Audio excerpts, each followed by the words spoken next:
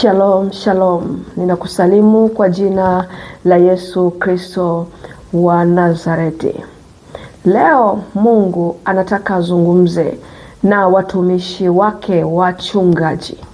Wachungaji, watu wa Mungu.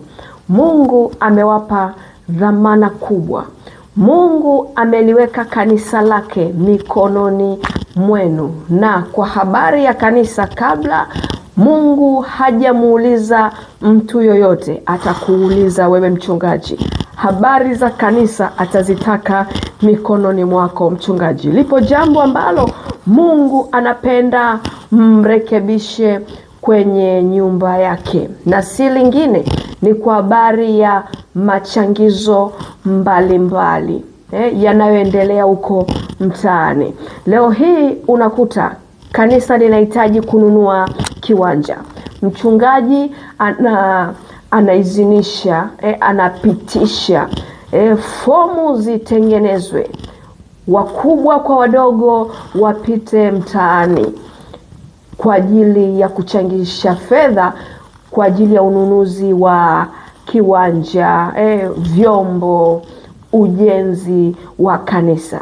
Yamkini ni zuri na uliona ni jema mbele zako, mtumishi wa Mungu. Ili jambo ni machukizo mbele za Mungu. Ni machukizo mbele za Mungu kwa sababu gani?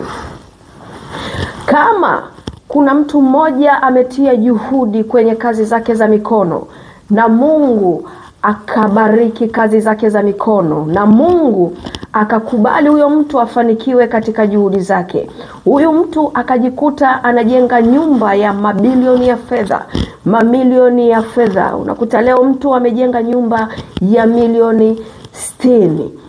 Huyu ni mtu mmoja, hakuomba mchango kwa awaye yote, amenunua ardhi kwa fedha yake, amejenga nyumba kwa fedha yake. Mtu mmoja. Iweje kanisa leo hili lina watu 70, lina watu 200, lina watu 500, alafu hawa watu wengi namna hii wanashindwa kumjengea Mungu hema yake?